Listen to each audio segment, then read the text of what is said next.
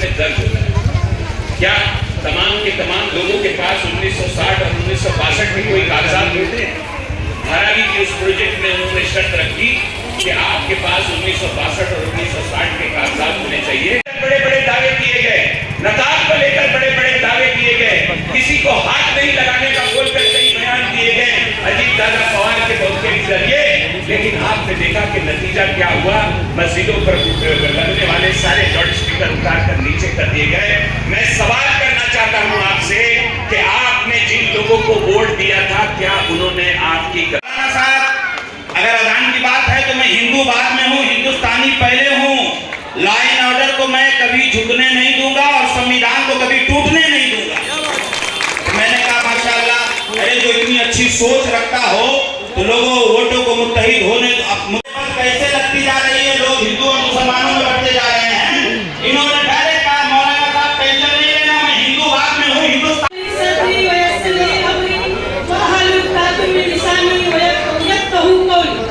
सबसे पहले तो मैं अपनी ताई एमपी वर्षा गायकवाड़ ताई और अब बोर्ड अध्यक्ष श्री अर्शद मोहतरम अर्शद आज़मी का शुक्रिया अदा करती हूँ और स्टेज पर मौजूद सभी भाइयों का शुक्रिया अदा करती हूँ मुझे इस मकाम तक लाने के लिए, और अपने कुरैश नगर के सभी भाइयों बहनों का शुक्रिया अदा करती हूँ। मंजिल से आगे बढ़कर मंजिल तलाश कर, मंजिल से आगे बढ़कर मंजिल तलाश कर, मिल जाए तुझको दरिया तो समंदर तलाश कर, मिल जाए तुझको दरिया तो समंदर तलाश कर। हर शीशा टूट जाता है पत्थर की चोट से, हर शीशा टूट जाता है पत्थर की चोट से, पत्थर ही टूट जाए तो शीशा तलाश कर। सबसे पहले मैं सभी भाइयों बहनों को बताते चलूं कि हमारा कुरैश नगर, लेकिन मैं वार्ड 170 की बात कर रही हूँ, जहाँ हमारे सबसे पहले आप इस इलाके के बारे में जानकारी ले लीजिए। हमारे सभी भाइयों बहनों को मुकम्मल जानकारी नहीं है। जानकारी में रखिए कि हमारे 3 वार्ड नंबर 170 में 3 डीपी रोड है। कैफे मिलन से दक्षिणा नगर होकर नेहरू नगर बिल्डिंग नंबर 3 तक जाने वाला रोड, बंटर भवन रोड रस्सा कार्यालय से नेहरू नगर पुलिस स्टेशन के बाजू तक, और सम्राट अशोक नगर से तक्षशिला रोड तक, ये सारे डीपी रोड। डीपी मतलब इनका प्लान पास हो चुका है लेकिन इंप्लीमेंट नहीं हुआ, अमल में लाया नहीं गया। अभी प्लान का पास हुआ है 1991 में, 1991 में ये प्लान 44 फीट डीपी रोड के प्लान पास हुए हैं और अब तक इन पर अमल नहीं किया गया। आज जो हम रोड पर चलते हुए रोड छोटे होने की जो शिकायत करते हैं, जो परेशानियों से गुजरते हैं, इसकी वजह यही है कि इन रोड पर कोई काम नहीं किया गया। मेरे भाइयों मेरी बहनों, आप सब जानते हैं हम कुरैश नगर के वासी, हम एक स्लम इलाके में रहते हैं। पूरे बॉम्बे में, महाराष्ट्र में हर जगह स्लम डेवलपमेंट का काम चल रहा है। हर जगह लोगों को टावर्स दिए जा रहे हैं जो छोटे छोटे पतले के घरों में रहते हैं। वापस आना पड़ा कि कुछ बातें मिस हो गई थी। जैसे आप लोग जानते हैं कि वार्ड 170 में हाल ही में एक बिल्डिंग को फुल डिमोलिश किया गया। एक बिल्डिंग को 4 या 5 माले की थी, फुल डिमोलिश किया गया। वो बिल्डिंग जो बर्बाद हो गई, जितने लोगों ने गोर गरीब ने अपने घर खरीदे थे, ना जाने गरीब जनता कहाँ से पैसा लाती है। कोई अपना जेवर गिरवी रखता है, कोई अपने घर को गिरवी रख के कोई चीजों को लाता है। आज वो बिल्डिंग को जमीन दोष किया गया, वो पतरा मार के वाड़िया ने अपने काबे में ले लिया। तो उन लोग नेता कहाँ गए थे? जब कहाँ गए थे वो लोग? कांग्रेस से 171 का उम्मीदवार यहाँ बहुत समस्या है, लेकिन यहाँ क्यों जीतता क्यों है वो आपको ही मालूम नहीं है। हर टाइम वही होता है, उधर का नेगोशिएट होता है, बस तुम्हारे वोट से जीता क्या। वो क्यों होता है? उधर है 15,000 वोट है, इधर है 7-8 हज़ार वोट है। इधर 2-3 दिन खड़े होते हैं, उधर 2-3 दिन खड़े होते हैं। ज़्यादा मार्जिन उधर होता है तो लोग बोलते हैं भाई एक काम करो, मैं तुम्हारे वोट से नहीं आया। एक टाइम कांग्रेस पार्टी ने सोचा है आपको उधर का कोई तो स्ट्रॉन्ग आदमी लाएगा तो मैं संतोष यादव हो भाई वहाँ से वोट ला रहा हूँ, आप वोट लाओ तो ये ताकत वो 16 में जो शाखा बंद हो जाएगी, इधर ऑफिस खुलूंगा आपका शाखे का 17 को। इतनी बात करो।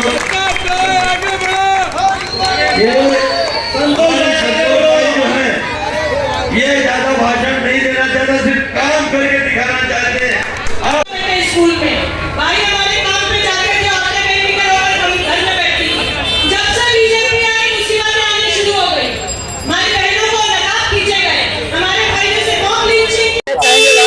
70 या 71 में जाहिर सभा रखा गया, में लोग भी आए, क्या कुछ कहना चाहेंगे? देखिए, मैंने अपने बयान उसमें भी ये कहा कि मैं पिछले 35-40 सालों से कुरैश नगर में आता हूँ, लेकिन कुरैश नगर के जो हालात है वो जू के तू हैं। तंग गलियां हैं, अंधेरी गलियां हैं, तमाम पानी की सहूलत बिल्कुल नहीं है। आज भी पहाड़ी के ऊपर नीचे कहीं पे भी जहां देखिए आप पानी के लिए लोग परेशानी रहते हैं। देखिए, डेवलपमेंट का मतलब ये नहीं हुआ कि आपने 2-4 लादियां लगा दी, तो डब्बे ढाबे बदल दिए और आपने दिखा दिया कि ये डेवलपमेंट हो गया। परेशानियां कम होनी चाहिए। तालीम, देखिए आज भी जो है कुरैश नगर जो है, हमारा पूरा कुरैश नगर इतनी बड़ी आबादी है, लेकिन आज भी तालीम के मामले में पिछड़ा हुआ है। ये तमाम लोगों ने जो पिछले कई सालों से इस कुरैश नगर के ऊपर राज किया, क्या उन्होंने कभी इन बच्चों की तालीम के लिए, क्या कभी उन्होंने इन बच्चों के एजुकेशन के नाम पर कोई ऐसा इवेंट किया कि ये बच्चे जो है आगे जाकर अपने मुस्तकबिल को संवार सके? सिर्फ पैसे के जोर पर इलेक्शन जीतकर बाद में लीगल बिल्डिंगें बनाकर पैसा कमाने के अलावा इन लोगों ने कुछ किया नहीं। आज ये लोग जो है, और ये भारतीय जनता पार्टी के लोग हैं, ये सांप्रदायिक ताकतों से मिले हुए लोग हैं। ये सिर्फ और सिर्फ क्या करते हैं कि सेटिंग कर ये चुनाव जीत जाते हैं। भारतीय जनता पार्टी पूरे मुंबई शहर को अपने कब्जे में लेना चाहती है। अडानी नाम की कंपनी उसने लाया है। अडानी जो है वो पूरे मुंबई शहर को खरीद रही है। आज गरीब आदमी को बेघर किया जा रहा है। क्या आपको लगता है कि ये लोग जो यहाँ से जीत कर जाएंगे, जब महानगर पालिका में भारतीय जनता पार्टी का मेयर बनेगा, तो वो ये यहाँ से जीते हुए राष्ट्रवादी के लोग उसे वोट नहीं देंगे? यही लोग वोट देकर भारतीय जनता पार्टी का मेयर बनाएंगे। तो ऐसे लोगों को हटाना चाहिए। हमारी जो उम्मीदवार खड़ी है रेशमा मोमिन, एक सोशल वर्कर रही है, 15 साल से काम किया है, गलियों में घूमी है, लोगों का काम किया। क्या मिलने वाला था उसको? किसी ने कुछ दिया? लेकिन ठीक है, आज कांग्रेस पार्टी ने उसका इंतखाब कर दिया कि एक सोशल वर्कर, एक लेडी जो आम लोगों की खिदमत करती है, उसे उम्मीदवार बनाया जाए, तो ये समाज उसका साथ देगा। मुझे यकीन है साथ देगा। आप देखिएगा, साइलेंट वोट पड़ेगा रेशमा मोमिन को, इतने अच्छे से वोट पड़ेगा। लोग अभी क्या है, देखिए यहाँ पे हमेशा ताकत का इस्तेमाल होता है, लोग डर जाते हैं, लेकिन वोट डालने के टाइम आदमी अकेला होता है, उसके सामने सिर्फ बैलेट मशीन होती है। तो मुझे यकीन है इस बात का कि रेशमा मोमिन को लोग खामोशी के साथ वोट देंगे और 16 तारीख को इस इलाके के भविष्य को बदलने की शुरुआत हो जाएगी। संतोष जाधव भी खड़े हैं वार्ड नंबर 171 से। संतोष जाधव एक नौजवान उम्मीदवार हैं, अच्छे मजबूत उम्मीदवार हैं, इलेक्शन लड़ रहे हैं। कुरैश नगर के लोग, कुरैश नगर का जो ऊपर का इलाका है, कुरैश नगर के, मुझे बताइए, मुझे नहीं लगता कि वहां का नगर सेवक कभी इन पहाड़ियों पर आकर दौरा भी किया होगा। तो ये लोग सिर्फ पैसा फेंक कर चुनाव जीतने की कोशिश करते हैं, पैसा फेंक कर सिर्फ चुनाव जीतने की कोशिश करते हैं, उसके अलावा कुछ नहीं है। तो ये अवाम को फैसला करना है कि अच्छे लोगों को, साफ सुथरे लोगों को, ऐसे लोगों को जो अपना अवाम की खिदमत करना चाहते हैं, उनको लेकर आए। भारतीय जनता पार्टी के पीछे पिट्ठू बनकर घूमने वाली पार्टियों को वोट देकर कोई फायदा नहीं। उससे अच्छा आप भारतीय जनता पार्टी को डायरेक्ट जीता दीजिए।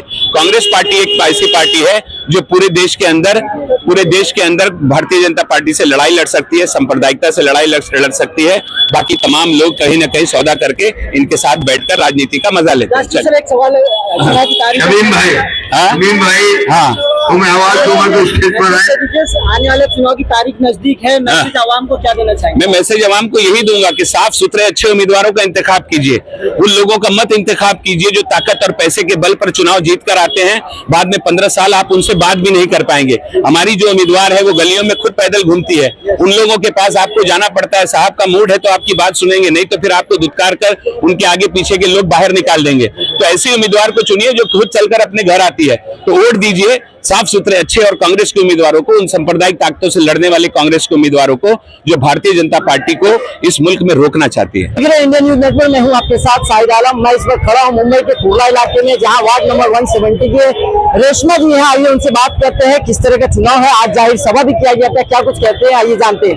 मैडम, इंडियन न्यूज नेटवर्क में आपका स्वागत है, क्या कुछ कहना चाहेंगे? आज जाहिर सभा रखा आपने, क्या कुछ कहना चाहेंगे? काफी तादाद में लोग जी अल्हम्दुलिल्लाह बहुत सारे कुरैश नगर की पूरी आवाम ने इस जाहिर सभा में, इस हमारे स्टेज शो में शिरकत की, क्योंकि यहाँ पे हमने कोई दिखावे की बात नहीं की, कोई पुराने पेपर्स की, जाली पेपर्स की बात नहीं की। यहाँ पे हमने किसी की जात के बारे में कीचड़ नहीं उछाला। हमने इलाके के जो मसले हैं उन पे बात की और उनको मसलों को हल करने की बात की। तो पूरा मोहल्ला, हमारे कुरैश नगर की पूरी आवाम यही चाहती है कि जिन मसलों से, जिन तकलीफों से, बरसों से गुजर रहे हैं, उनको उनसे निजात दिलाई जाए। और इस निजात का जरिया उन्हें नजर आ रहा है कांग्रेस पार्टी, और उन्हें नजर आ रहा है कि हमारे 4 नंबर बटन में वार्ड 171 में उन्हें, मुझमें ये जरिया नजर आ रहा है, क्योंकि मैं 15 साल से यहाँ सोशल वर्क कर रही हूँ। घर घर जाकर लोगों की तकलीफ, लोगों के मसले हल करने की कोशिश कर रही है। इस तरह वार्ड में कई समस्याएं हैं, हमने भी देखा, अभी उन्होंने पेपर वगैरह भी दिखाए, कई समस्याएं हैं। अगर आप जीत करके आते हैं, किस तरह काम करेंगे इस इलाके की विकास? बिल्कुल, अगर हम इंशाल्लाह जीत कर आते हैं तो हमारा जो इस इलाके का जो फंड है हमारा वो पूरा लेकर अब इस इलाके में काम करने की पूरी कोशिश करेंगे। जो हमारी बिल्डिंगें हैं उनको पूरी तरह से बचाएंगे, हमारे लोगों के सर पर छत को बरकरार रखेंगे, पानी के मसले को हल करेंगे, जो रोड पर जगह जगह कचरे का ढेर है उसे भी साफ किया जाएगा, जो रास्ते बंद हुए हैं उसको खोलने की या उस पर जो ब्रिज बनाया जा रहा है उसको तामीर में लाने की पूरी कोशिश करेंगे। ये हमारे ऐसे प्लान है जो हमने देखे हैं। अब खाद देखा है अपने कुरैश नगर को एक अच्छा कुरैश नगर बनाने का। ये उसी वक्त मुमकिन है जब यहाँ की जनता वन साइड होकर कांग्रेस को सपोर्ट करे, पंजे का बटन दबाए और 4 नंबर का बटन दबाए। इस तरह आपने डोर टू डोर कैंपेनिंग भी किया, पदयात्रा भी की है, लोगों का किस तरह का रुझान मिल रहा, क्या लोग? देखिए, लोग बीजेपी के जुल्म से परेशान हो चुके हैं और वो जान चुके हैं कि लोग अपने जो गोरख धंधे हैं वो छुपाने के लिए आजकल बीजेपी से हाथ मिला लेते हैं। उनको आवाम के मसले से, उनके दुख से, उनकी तकलीफ से कोई सरोकार ही नहीं है। जो फ्लैट्स में रहता है उसको क्या मालूम कि बस्ती में रहने वाला किस तकलीफ से गुजरता है। तो लोग अब कांग्रेस की सरकार चाहते हैं, कांग्रेस का साथ चाहते हैं, कांग्रेस के पंजे को अपने हाथ में हाथ मिला के आगे बढ़ना चाहते हैं। आने वाली चुनावी तारीख नजदीक आ गई, आवाम से क्या कुछ कहना चाहेंगे? मैं आवाम से यही कहना चाहूंगी कि जो तकलीफें आप लोगों ने झेली है वो तकलीफें अपने बच्चों के हिस्से में मत डालिए। हर बार जो रमजान बारिश आते ही, मौसम आते ही हमारे इलाकों में जो टेंशन शुरू हो जाता है, जो बिल्डिंगें कमजोर हो गई है उनके गिरने का डर शुरू हो जाता है, तो वो डर, उस डर से बाहर निकलिए। ये सारे मसले उसी वक्त हल होंगे जब इस इलाके की रहने वाली कोई लेडी, कोई उम्मीदवार कॉर्पोरेटर बनेगी। और मैं इस इलाके में रहती हूँ, यहाँ की मकामी, यहाँ के मसले जानती हूँ, तो मैं और इसे हल करने का भी जज्बा रखती हूँ, हिम्मत रखती हूँ। तो आप लोग साथ दीजिए, आपके मसले हल करने के लिए मैं इलेक्शन में आई हूँ, आप लोग मेरा साथ दीजिए। मेरी जीत मेरे कुरैश नगर की जीत है। 15 तारीख को 4 नंबर का बटन याद रखिए, पंजा याद रखिए।